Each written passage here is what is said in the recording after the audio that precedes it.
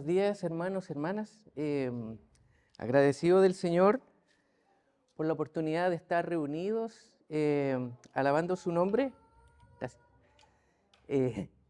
Alabando su nombre y, bueno, poder compartir un poco de su palabra en el marco de esta pequeña serie que, como se explicaba la semana pasada, busca que podamos comprender de la mejor forma posible, con la ayuda del Espíritu Santo, como iglesia, cuál es la visión de la Iglesia Vástago para el tiempo presente, ¿no? Para nuestro contexto, momento histórico que vivimos, ¿no? En el tiempo que estamos viviendo, para este año, podemos decir. Entonces, ahí está, gracias. Igual que el hermano Esteban, necesito una ayuda de memoria y voy a hacer este pequeño preámbulo para explicar un poco por qué me apoyo en un PowerPoint. Primero, porque igual tengo un problema de seguir una línea cuando hablo. Y también por ustedes, porque como nos hemos ido conociendo, hay hermanos y hermanas que me dicen que también necesitan como un apoyo visual, además de lo que se enseña, ¿no? Verbalmente. Entonces, hay un apoyo ahí con mucha humildad, le dedicamos tiempo para poder complementar lo que vamos a conversar en el Señor. Bueno, eso como primera cosa, como un preámbulo.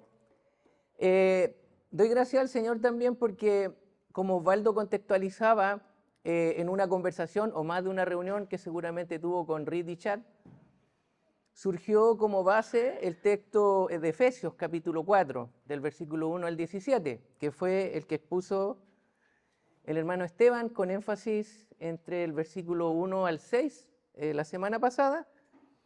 Y hoy día nosotros vamos a ver lo siguiente, ¿no? Los siguientes textos, vamos a profundizar en eso. Bien, si me ayuda a avanzar. Bueno, antes de...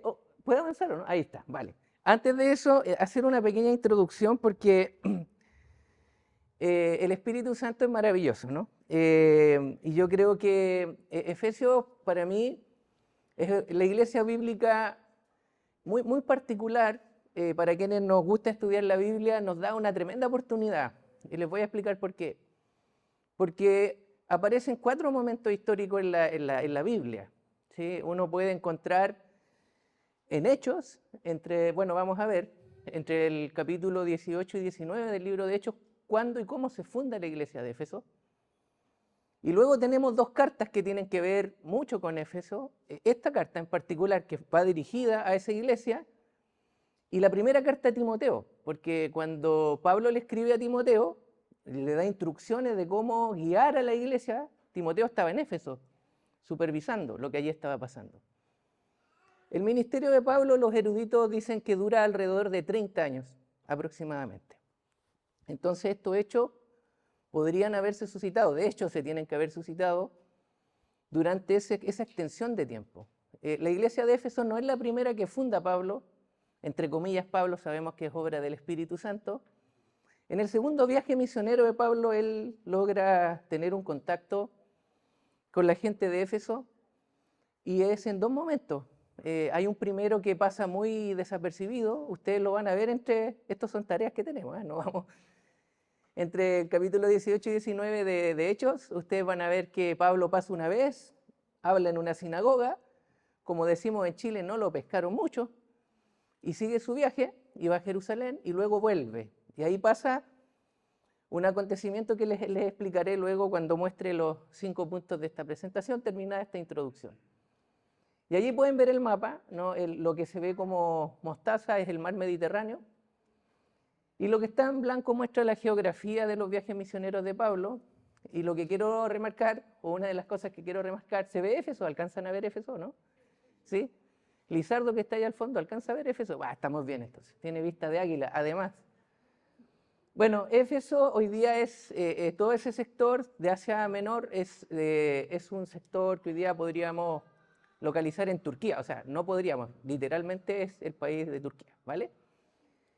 Entonces, y allí ustedes pueden ver los viajes misioneros de Pablo, y Éfeso Era una ciudad capital también del Imperio Romano, importantísima. Allí se encontraba una de las 7 maravillas del mundo antiguo, que era el templo de la diosa Acera o Diana, depende del texto que usted busque. Entonces era una capital importante, política, y como, no sé si recuerdan una predicación del hermano Alan, cuando él contaba que el Señor había decidido ir a revelarse a un lugar que era parte de Galilea, en el norte, en que allí mismo estaba el centro de la adoración pagana, ¿no?, que había aceptado en ese tiempo políticamente y los israelitas de aceptar, ¿no? En Cesarea de Filipos creo que era el lugar, ¿no? Entonces hay un paralelo, ¿no? Efesio era un centro importante de adoración a una diosa griega que también forma parte del panteón romano. Y entonces ahí también el Señor decide manifestarse de una manera muy, muy particular. Voy a tocar algo de eso en la introducción. Entonces, repito, Éfeso lo pueden encontrar en distintos momentos. Esta es la fundación, luego están las cartas. Saber qué carta es primero no es tan fácil, no se sabe muy bien si Éfeso se escribió antes de Primera de Timoteo, pero Éfeso es una carta tardía, no es de las primeras que escribe Pablo, ¿ok? Y al final también Éfeso aparece en Apocalipsis, el último libro escrito por el apóstol Juan, por ahí por el año 90, cerca del 90 él recibe la revelación, es instruido por Dios a escribir a las 7 iglesias de Asia, y una de ellas, ¿cuál era? Éfeso. Entonces, la Biblia nos ofrece una cosa muy bonita. Ya hablábamos de 30 años de historia de una iglesia, aproximadamente en esos 30 años del ministerio de Pablo, y agréguele a eso 20 más. Porque Pablo muere antes del año 70, el hecho histórico donde se destruye el templo de Israel, ¿no? Él no alcanzó junto con Pedro, ellos murieron antes de ese hecho histórico, y Juan es el que queda, como la misma Biblia dice, hasta el final, donde recibe esta revelación por el año 90, o sea, casi 30 años después, 25, 30 años después, del último texto que puede haber escrito Pablo, tenemos nuevamente Éfeso. O sea, tenemos una historia de Éfeso de alrededor de 50 años. Sí, yo sé que la mayoría de los que estamos acá tenemos menos de 50, ¿ya? Entonces, es interesante ver esta iglesia como un ejemplo, que el Espíritu haya movido a nuestros hermanos que dirigen la iglesia a tomar Éfeso como la base de inspiración de la visión de nuestra iglesia, ¿vale? Que el Señor nos ayude entonces a avanzar, Loreto, después de esta introducción. Adelante. Entonces vamos a leer lo que se necesita abordar hoy día. Está en Efesios, capítulo 4, del versículo 7 hasta el 16. Vamos a leer, ustedes pueden ir mirando en sus respectivas Biblias, dispositivos. La versión que voy a usar es Dios habla hoy, la que voy a leer acá, ¿vale? Bien, entonces dice así: pero cada uno de nosotros ha recibido los dones que Cristo le ha querido dar. Por eso la Escritura dice: subió al cielo, llevando consigo a los cautivos, y dio dones a los hombres. ¿Y qué quiere decir eso de que subió? Pues quiere decir que primero bajó a esta tierra. Y el que bajó es el mismo que también subió a lo más alto del cielo para llenarlo todo. Y el mismo concedió a unos ser apóstoles y a otros profetas, a otros anunciar el evangelio y a otros ser pastores y maestros. Así preparó a los del pueblo santo para un trabajo de servicio para la edificación del cuerpo de Cristo, hasta que todos lleguemos a estar unidos por la fe y el conocimiento del Hijo de Dios y alcancemos la edad adulta que corresponde a la plena madurez de Cristo. Ya no seremos como niños que cambian fácilmente de parecer y que son arrastrados por el viento de cualquier nueva enseñanza hasta dejarse engañar por gente astuta que anda por caminos equivocados. Más bien, profesando la verdad en el amor, debemos crecer en todo hacia Cristo, que es la cabeza del cuerpo. Y por Cristo el cuerpo entero se ajusta y se liga bien mediante la unión entre sí de todas sus partes, Y cuando cada parte funciona bien, todo va creciendo y edificándose en amor. Amén. Qué ganas de no decir nada más, porque se explica, ¿no? Amén. Y eso es lo importante. Gracias al Señor, porque el Espíritu sé que a usted ya le está mostrando el contenido principal. Yo me he permitido organizar y poner ciertos énfasis en 5 puntos a partir de este texto que hemos leído. Y retomo el punto 1, y ahí hay ya como una proposición de parte mía de afirmar algo en relación a la experiencia de Éfeso. Dice la importancia de la obra del Espíritu Santo en el contexto del ejemplo de la iglesia de Éfeso, ¿vale? Avancemos un poquito, Loreto. Entonces, en ese punto, estaba esta historia que les comentaba que se puede ver en Hechos capítulo 18 y 19, cómo se funda la iglesia.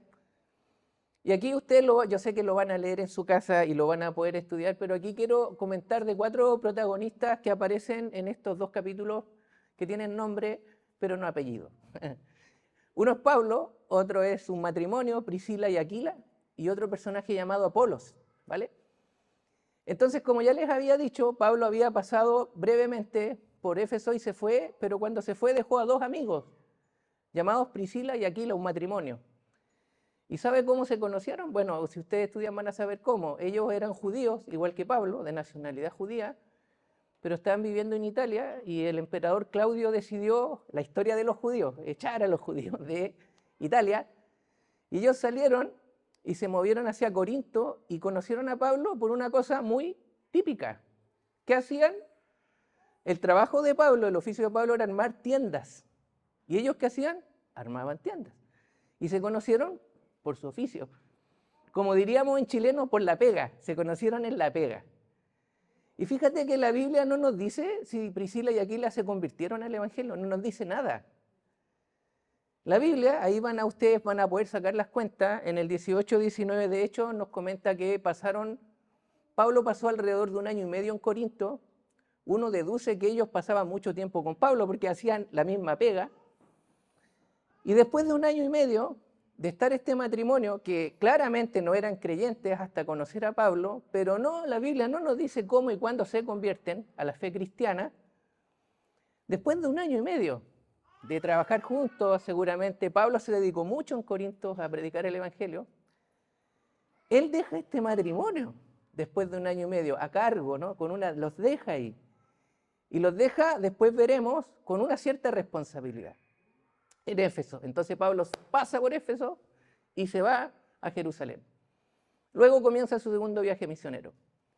Entonces, cuando se quedan allí este matrimonio, Priscila y Aquila, llega un hombre también judío, pero que venía del norte de África, de Alejandría, un hombre erudito, influido por la filosofía griega, muy erudito y muy convencido de que Jesús era el Mesías, que se llamaba Apolos. Y llega a Éfeso y comienza a demostrar por las escrituras. Ustedes saben que las escrituras que ellos tenían disponibles eran parte del Antiguo Testamento, a los judíos, principalmente que vivían en Éfeso, que Jesús era el Mesías. Y era un hombre muy, muy fuerte en las escrituras, muy erudito, muy elocuente. Y resulta que comenzaron a aparecer nuevos adeptos en Éfeso, cosa que Pablo no había podido lograr en su pequeño viaje, a la fe cristiana. Se convirtieron, diríamos nosotros. Al tiempo, nos narra la historia, llega Pablo y pasa una cosa que a mí me parece muy curiosa, pero que quienes conocemos al Señor sabemos que es parte de su accionar.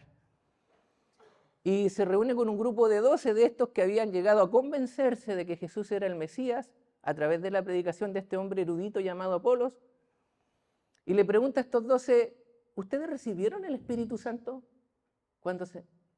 Y los tipos así, yo me imagino que pusieron los hombros. Ni siquiera escuchamos hablar de que hay algo así como el Espíritu Santo. Entonces, ¿en qué bautismo fueron bautizados? En el bautismo de Juan, en agua. Y Pablo le dice, es que ese bautismo es para arrepentimiento, pero ustedes necesitan el bautismo en el nombre de Jesús para recibir el Espíritu Santo. En ese momento Pablo oró, impuso las manos y ellos recibieron el Espíritu Santo y comenzaron a profetizar y a hablar en diferentes lenguas. Allí se funda la iglesia de Éfeso. Y aquí yo quiero proponer un principio que nosotros como creyentes tenemos que adoptar. Conocer la Escritura, ser un erudito es muy bueno. Apolo siguió siendo una persona útil. Después, si ustedes siguen la historia, dice, él siguió, luego fue a Corintios, de donde venía Pablo, fue allá, y fue muy útil. También el bautismo en agua es muy importante, pero lo que es imprescindible es el bautismo del Espíritu Santo. Una iglesia no puede accionar en el tiempo presente sin el bautismo del Espíritu Santo. Y yo doy gloria a Dios porque nosotros fuimos testigos cuando terminó el Alfa. Yo sé que aquí hay varios que son testigos y de hecho varias personas que estuvieron ese día. Pues me pasó algo curioso a Osvaldo, yo me quedé dormido, curiosamente. Y escuché por la boca de otros que el Espíritu Santo obró en muchas personas ese día, ¿no? ¿Se acuerdan? Y los convertidos, los que tuvieron ese encuentro ese día con el Espíritu tocó su corazón, daban testimonio de que el Espíritu funcionó. Gloria a Dios, porque estamos siguiendo la historia de Éfeso en eso. Gloria a Dios. Sigamos. Bien, el segundo punto son los ministerios de la palabra. Entonces, si el Espíritu Santo ya nos bautizó, yo doy fe de que los que estamos aquí somos parte de la iglesia de Cristo, somos creyentes y el Espíritu Santo mora en nosotros, entonces está todo lo necesario para que la iglesia cumpla el propósito en este tiempo. Pero hay un trabajo, los ministerios son servicios, ¿no? Hay un trabajo que hacer. Y si usted va viendo el orden lógico de lo que estamos leyendo, dice que el Señor subió, ¿no? ¿Lo ven? Lo dice, bueno, vean ahí sus textos. En el versículo dice que subió. Y subió, y cuando subió, algo nos decía Alfredo, Él está en la gloria, Él está sobre toda autoridad. Él es la autoridad de todo. ¿Ok? Y cuando desde allí, Él ¿qué dice la Biblia? Mira, nos dice súper claro, aquí no hay mucho que interpretar. Dice que en el 7, pero a cada uno de nosotros ha recibido dones que Cristo le ha querido dar. ¿De quién depende el don o el ministerio que tú tienes? De Cristo. Cristo es quien te da a ti lo que tú vas a usar para Él. Y Él te lo dio desde donde Él está ahora en la eternidad, en la gloria misma, decide darte desde allí un don para que tú lo uses. Y hay 5 o 4, va a depender. Aquí, hermano, yo voy a pasar muy rápido porque podemos hirvanar y profundizar mucho sobre esto. Pero hay 4 o 5 ministerios de la palabra que son imprescindibles, que la iglesia tiene que ser servida por esa predicación, por ese compartir de la palabra. Y rápidamente los vamos a mencionar. ¿Ya? Bueno, en el 9 nos dice, ¿y qué quiere? Voy a leer de nuevo, ¿no? Por eso la Escritura dice, subió al cielo llevando consigo a los cautivos y dio dones a los hombres. ¿Y qué quiere decir esto de que subió? Pues quiere decir que primero bajó a esta tierra, ya sabemos, ¿no? Hizo la obra de salvación, resucitó, y el que bajó e hizo todo eso y nos dio salvación por su muerte, sangre y resurrección, es que también subió a lo más alto del cielo. ¿Para qué? Para llenarlo todo. Y él mismo, no con algún intermediario, persona, él mismo concedió a unos ser apóstoles, a otros profetas, a otros anunciar el evangelio, a otros ser pastores y maestros. Escuché un hermano decir, y a mí me gusta mucho esto, a mí en particular, usted juzgue si le parece bien.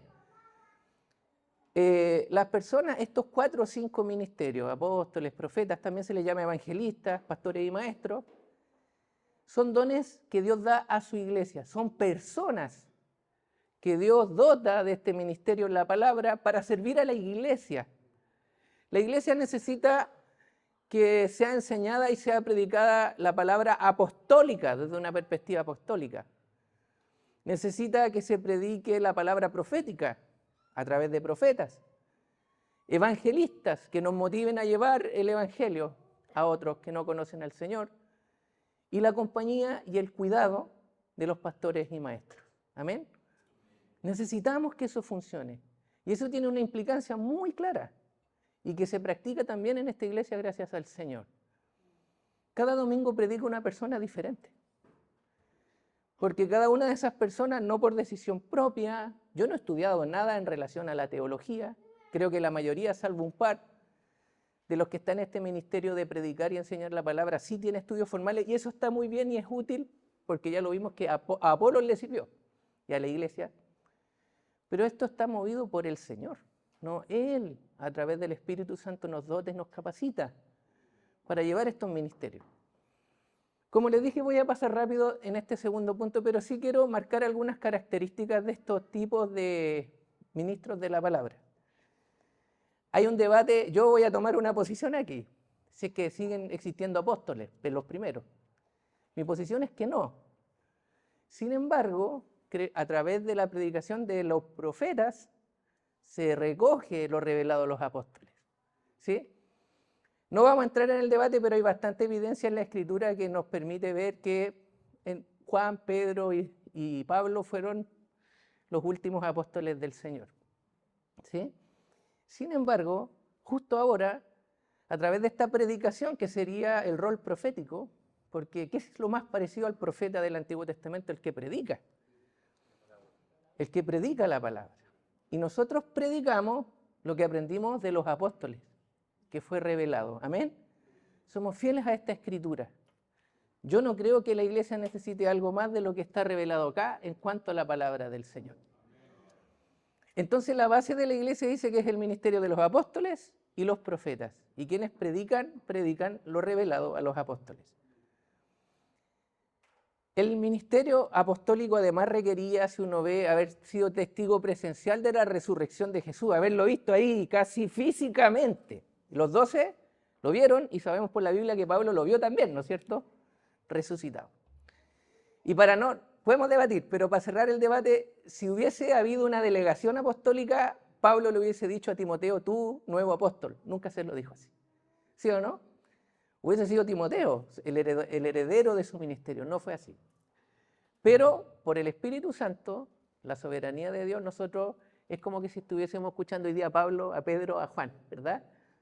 Y es inagotable. Y otros más. Pero es inagotable lo que nos da el Espíritu Santo leyendo lo que está aquí, que el Señor entregó. Nombro nuevamente a estos tres, Pablo, Pedro y Juan. Amén. Sigue el Señor hablándonos a través de su Espíritu. Lo más parecido a los profetas entonces es el ministerio de predicar. Los profetas por lo general hablan a la iglesia y a los líderes de la iglesia, como en el Antiguo Testamento hablaban al pueblo de Israel y también hablaban a los reyes, ¿se acuerdan? Y a los sacerdotes. Y hablaban las cosas muy claras. Tengo agüita, permiso.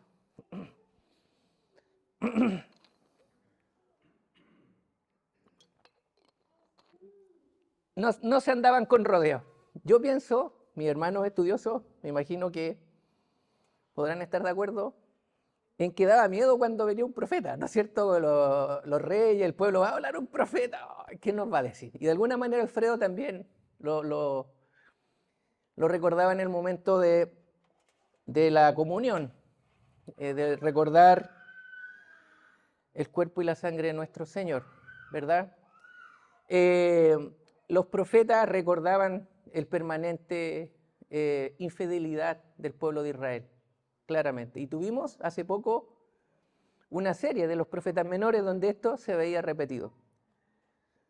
Y hoy día los profetas le hablan a la iglesia y en eso, hermanos, aquí el texto nos dice más adelante que nosotros debemos perseverar en la verdad en amor.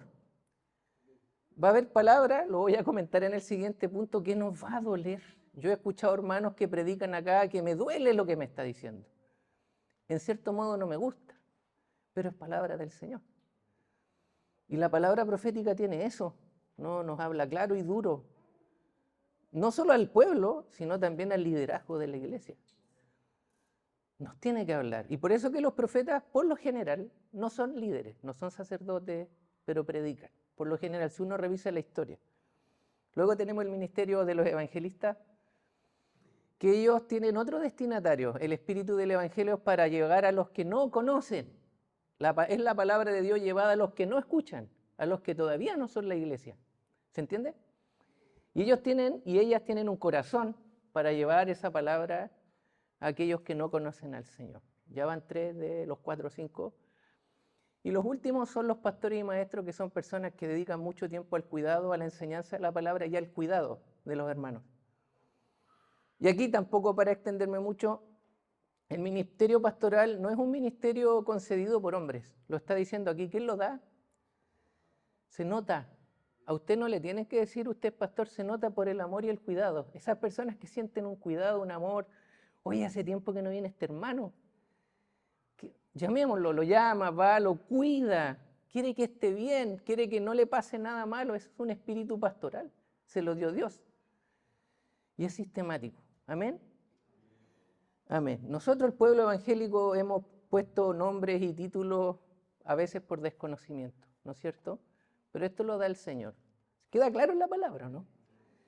No le dijo, aquí lo está diciendo Pablo, tú lo decías, no somos ni el 0,2% de Pablo. O sea, Pablo podría haber dicho, mira, a mí Dios me dijo que yo decidiera, Alfredo es pastor, el hermano Esteban profeta, el hermano Alan maestro. Jesús subió y dio estos dones a la iglesia. ¿Para qué? Ahora nos explica en el siguiente versículo para qué, Loreto, avancemos. Bueno, para que funcione la palabra, ¿no es cierto? Para que los miembros del cuerpo, que somos nosotros, que somos los dones, nos perfeccionemos. A cada uno de nosotros, de los que estamos aquí presentes, el Señor nos dio atributos del Señor, que son características del Señor. Y aquí hay algunos ejemplos que ustedes pueden estudiar en 1 Corintios 12. Voy a leer. No me gusta mucho aquí la versión Dios habla hoy, me gusta más la Reina Valera. Pero aquí vamos a ver. Entonces, decíamos que el Señor había dado apóstoles, profetas, evangelistas, pastores y maestros aquí dice, así preparó, ¿para qué? Para preparar al pueblo santo, que somos nosotros, todos nosotros, para un trabajo de servicio.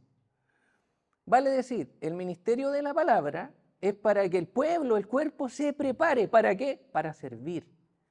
¿Vale? Entonces, hasta que todos lleguemos a estar unidos por la fe y el conocimiento del Hijo de Dios y alcancemos la edad adulta que corresponde a la plena madurez en Cristo, para que crezcamos. Aquí usa la analogía del crecimiento, ¿no? Un bebé, el hijo de Carlos, necesita estar ahí abrazado, apoyado, hay que darle comida.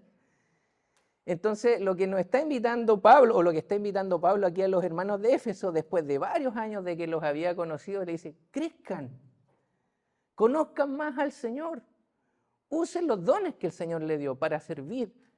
Para que esos dones funcionen mejor, tienen que estar expuestos a las palabras, a los ministerios de las palabras. Y los ministerios de las palabras tienen que funcionar. Tiene que predicarse el Evangelio. Y eso lo dio el Señor. Y adivine qué, el don o los dones que usted tiene espirituales. Esta es una lista que yo puse a propósito que es un poco más chocante. Son todas cosas muy espirituales, ¿no es cierto? Uno puede decir, ¿tendré el don de milagros? ¿Tendré el don de sanidad? En Romanos 12 también hay una lista que uno pudiese decir, oye, esto es como un poco menos chocante. ¿Por qué lo pongo chocante acá? Porque son dones espirituales, son dones que estaban en Cristo. A mí me gusta, por ejemplo, me gusta dibujar y creo que lo hago bien. Y puede que el Señor use ese talento de dibujo para algo en el Señor, ¿verdad?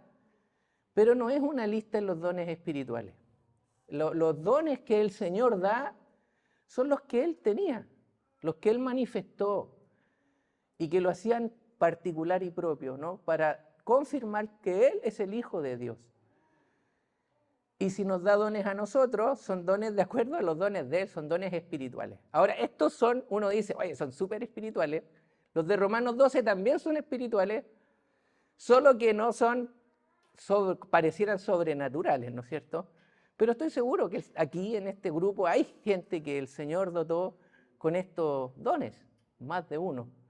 Y si ven Romanos 12, para que estudien también, por ejemplo, en Romanos 12 hay uno que dice los que motivan, los que animan. ¿Bonito?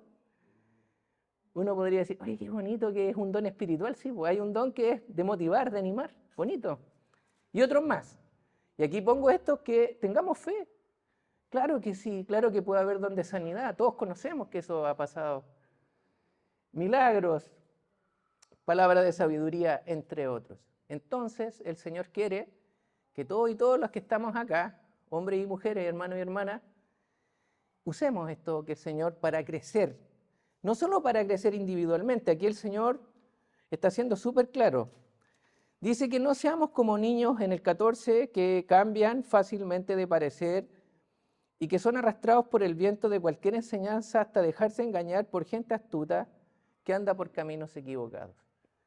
La prueba de nuestra infancia en el Señor es esa, ¿no? Que podemos escuchar cualquier otro tipo de enseñanza, adaptaciones o readaptaciones del Evangelio, que aquí Pablo es claro en decir gente astuta. O sea, no es gente que, mira, te enseñé porque no sabía.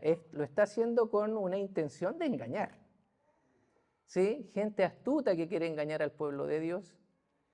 Y nosotros tenemos que crecer a partir de los ministerios de la palabra para no ser engañados por estas enseñanzas.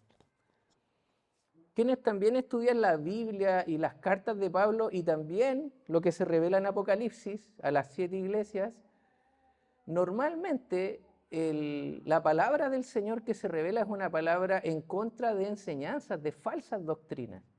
Casi todas las cartas que escribe Pablo están contextualizadas. Efesios es un poco distinta, pero casi todas son una preocupación porque hay una doctrina que no es la doctrina apostólica revelada a los apóstoles, sino otra cosa que se está queriendo meter en la iglesia y engañar y llevarnos por otro camino. Amén. Entonces nosotros tenemos que estar preparados, yo lo digo con amor del Señor, con confianza que en esta iglesia se predica el evangelio apostólico, se predica la escritura, y quienes lo están haciéndolos para que cada uno de nosotros, que somos parte de esta iglesia, ya no seamos niñitos fluctuantes que nos van a contar una historia por allá.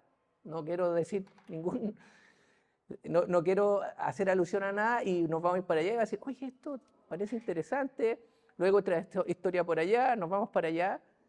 Pablo quiere, y el Espíritu Santo quiere que estemos firmes y crezcamos para el servicio. Avancemos para el otro. Bueno, para mí el énfasis más importante, porque a mí se me olvida todos los días. Dice, después de esto, más bien, en el 15, profesando la verdad en el amor, ¿no? Debemos crecer en todo hacia Cristo, que es la cabeza del cuerpo. Tenemos que crecer hacia Cristo. Cristo es el principio y el fin. Cristo es la meta. El cuerpo ha de parecerse a Cristo. Esto es corporativo. Cuando cada uno de nosotros se cumplen los ministerios de la palabra, cada uno y cada una pone al servicio sus dones. Este cuerpo, ¿a quién se parece? A Cristo.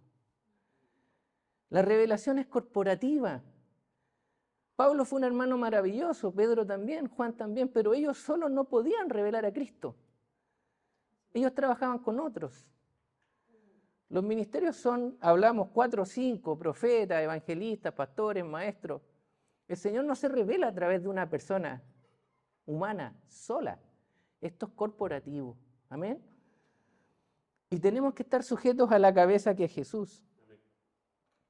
Él es la autoridad. Amén. Yo quiero creer que Pablo sabía que dentro del cráneo había un cerebro que comanda todo, ¿no es cierto? Es muy probable que en la época de Pablo no entendían muy bien que estaba el cerebro, pero sí creo, por la experiencia que ellos vivían, que cuando veían que alguien recibía un palo en la cabeza y ya no funcionaba muy bien, ellos decían, aquí hay algo que hace que el cuerpo funcione bien. Y cuando no funciona, todo funciona mal. ¿Se entiende? Entonces él está diciendo, ¿no?, que la cabeza es lo más importante, es lo que comanda y da dirección y sentido, que el cuerpo separado de la cabeza no vive. ¿Se entiende? Y que Cristo es la cabeza. Entonces nosotros, recuerdo un hermano en ese etcétera, me decía, hermano, usted puede ser el callo del cuerpo de Cristo, pero no la cabeza. A mí me gustaba, él decía, y siéntase, pero agradecido de ser el callo, porque el Señor mismo dijo, Juan el Bautista, el que me antecedió, es el mayor de los nacidos de mujer, pero el más pequeño de los nacidos en el Espíritu es mayor que Juan. ¿Entiende? Juan no participó del cuerpo de Cristo, místico, histórico, el Bautista. Le cortaron la cabeza. ¿Por qué no era la cabeza? Y el más chico, que puedo ser yo, Pablo decía de sí mismo, yo soy el más pequeño, el abortivo, el último, el callo. Es más que Juan el Bautista, amén. Amén. Gloria a Dios. Y nosotros somos eso. Cristo en la cabeza. Y si no estamos sujetos, no vemos como en nuestra visión, no estamos proyectándonos en Cristo, estamos mal. Los dones fueron dados para nosotros no porque tengan un fin en sí mismos, y eso es muy importante que lo tengamos claro. El fin de todos los dones de la palabra y de los que cada uno tiene es que se revele Cristo. Amén. Bien, yo aquí hice un efecto especial, me queda poquito, hice un efecto especial, yo dije voy a poner una cabeza de Cristo, miren el patúo. Entonces en el imaginario colectivo se me vinieron a la cabeza como 3 cabezas. ¿Ah? La del Jesús de la película de Sefirelli, todos lo tenemos en mente, ¿se acuerdan o no? ¿Sí? Después dije, no, ese Jesús como cara de depresivo. Entonces dije, no, voy a buscar el Jesús de The Chosen. Fabián creo que sabe algo de The Chosen. Es como un Jesús carita más simpática, más alegre. Y también estaba el Jesús de Mel Gibson, ¿se acuerdan de ese actor que es súper sufrido, lo apalearon? Yo dije, no, ese está muy sufrido. Y me acordé, y esto lo hago con todo respeto, yo les dije que las imágenes ayudan un poco. Pero me acordé que muchos años atrás hice un curso de Apocalipsis y un hermano pidió, según él, chileno, pidió a un artista tratar de representar el Jesús que se revela en Apocalipsis. Y de alguna manera, Alfredo lo decía, ¿no? El Señor subió. Y la revelación que está en Apocalipsis de ese Jesús que ve Juan es la que puse acá. A ver, póngale efecto, a ver. Cristo en la cabeza, y ahí está el... Eso es algo que es importante que tengamos en cuenta. Hablábamos hace un rato que los ministerios de la palabra son como espadas, estaban en las imágenes. Pablo dice que la palabra es como una espada, aquí mismo en Efesios, cuando habla de la armadura del Señor en el capítulo 6, dice que tomemos la espada que es la palabra.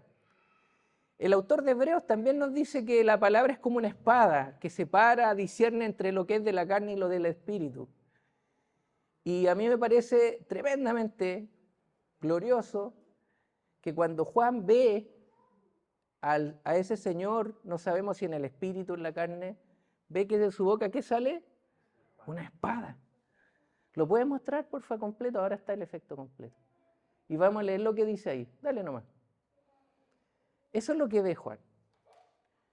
¿Ya? Más o menos, artísticamente. No vamos a entrar en detalle. Apocalipsis es otra cosa, pero usted lo puede leer. Y así vemos a este Señor que es la cabeza, es la autoridad sobre todas las cosas.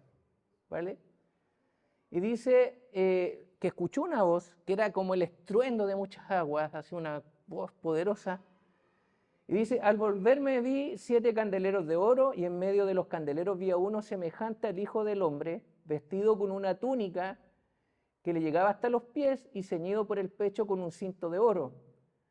Su cabeza y sus cabellos eran blancos como la blanca lana, como la nieve, sus ojos eran como llama de fuego, sus pies semejantes al bronce bruñido cuando se le ha hecho refulgir en el horno, y su voz como el ruido de muchas aguas.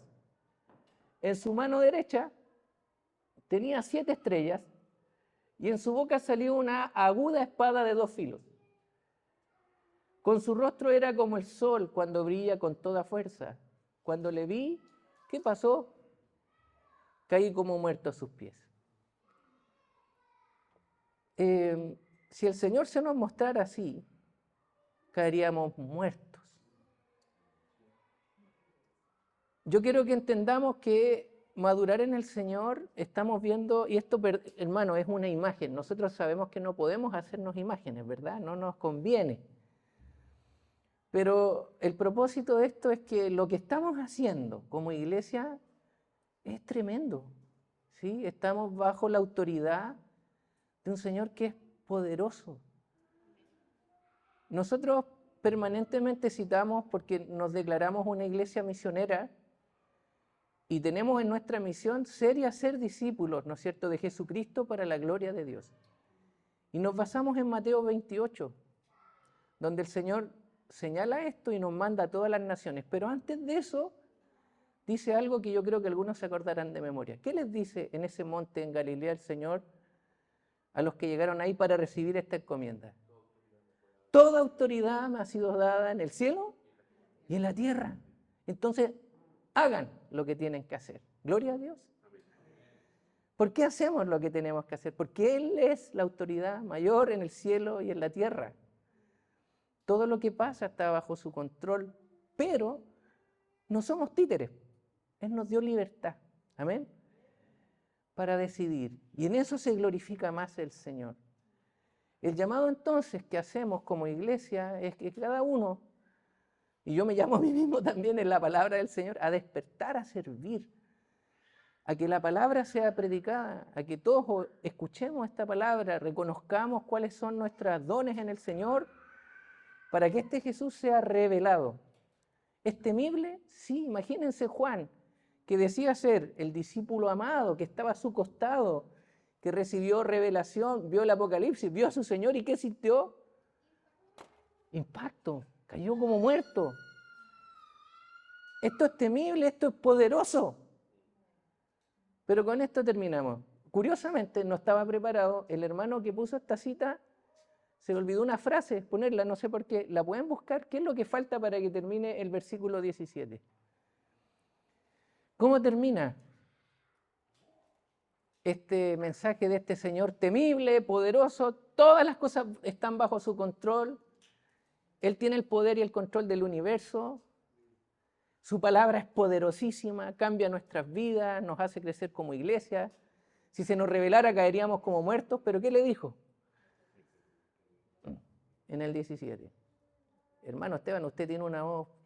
¿Qué? ¿Lo puede leer? No, es que es verdad, yo sin micrófono nadie me escucha. Cuando le vi, caí como muerto a sus pies. Y él puso su diestra sobre mí diciéndome, no temas, yo soy el primero y el último. Amén. El llamado que nos hace el Señor es a participar en el trabajo del ser que está sobre todas las cosas creadas. Sobre todas las leyes que ustedes se imaginen, de la física, de la química y de la biología, Él las creó. Y Él tiene todo bajo control.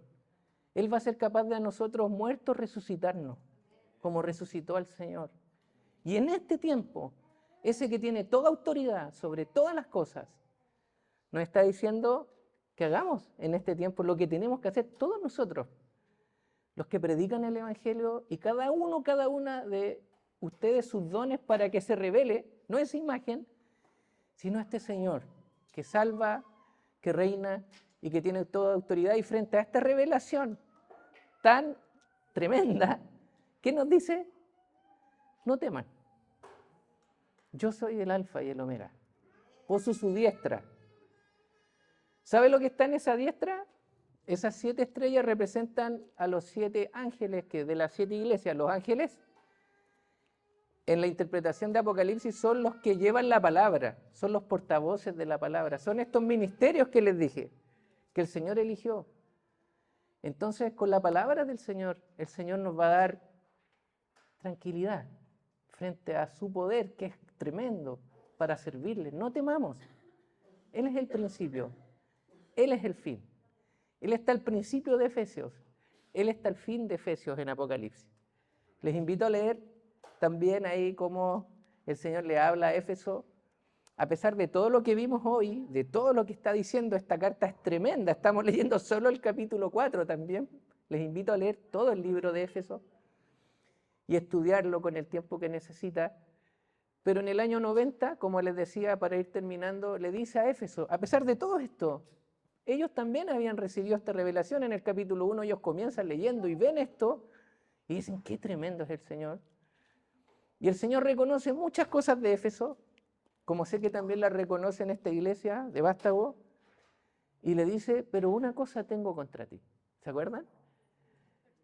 Que has perdido tu primer amor. ¿Y qué pasa ahí, para terminar? Es cuando el cuerpo que somos nosotros empieza a quererse a sí mismo. Y olvida que todo lo que tiene viene de Cristo, que es lo primero. Él es nuestro primer amor. Y es un primer amor no en tiempo, como uno suele pensar, sino un primer amor en orden de prioridad. Cristo es nuestro primer amor.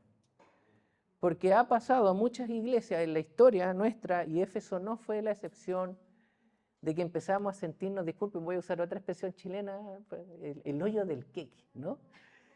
Oye, en esta iglesia pasan muchas cosas, somos el cuerpo, aquí estamos llenos de dones, se predica la palabra, somos buenos, hacemos misiones, y empezamos a adorarnos a nosotros mismos.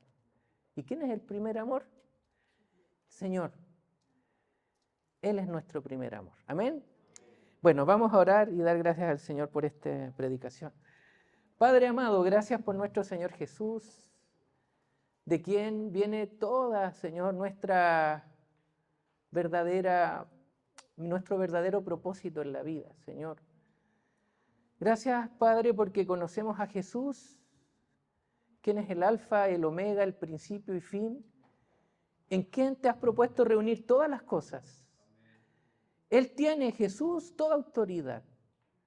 Señor, tiene autoridad y así lo hizo para perdonar nuestros pecados. Y hemos recibido el perdón de pecados por confiar en Él, en su Evangelio. Tiene autoridad para darnos el Espíritu Santo, que es la demostración de que somos salvos y seremos salvos y glorificados el día que tú regreses. Estemos vivos, estemos muertos, nos encontraremos contigo, Señor, cuando tú desciendas. Gracias, Señor, porque hablas a esta iglesia de Cristo Vástago, Señor, en este tiempo, porque en este tiempo tú quieres que seamos fieles, que cumplamos tu propósito, que se predique tu palabra fiel y verdadera. Como Pedro decía, la leche no adulterada, deseamos tu palabra, beber esta leche, Señor, no adulterada, como niños, Señor. Pon ese deseo en nuestro corazón, que cada uno y cada una de los que están acá deseen recibir esa palabra profética, apostólica, evangelística de los pastores y maestros para crecer y no ser más como niños fluctuantes que dudan, Señor, frente a cualquier enseñanza que no está basada en tu verdad. Que tu palabra como una espada penetre nuestra alma, nuestro espíritu y nos permita discernir todo lo que es tuyo y separar lo que no es tuyo, Señor, y desecharlo y crecer en ti. Que esa misma palabra muestre a mis hermanos y hermanas sus dones, sus capacidades que tú has dado desde lo alto, para que te sirvan a ti, porque son valiosos en ti. Nadie, Señor, de los que está acá es despreciado, son valiosísimos, tú diste tu vida y estás en lo alto dándonos capacidad para servirte. Gracias por esta iglesia. Cuídanos, Señor, que tu Espíritu nos guíe, que tu palabra nos guíe, Señor, para crecer en ti, en este tiempo que nos has dado. En el nombre tuyo, Señor Jesús amado. Amén.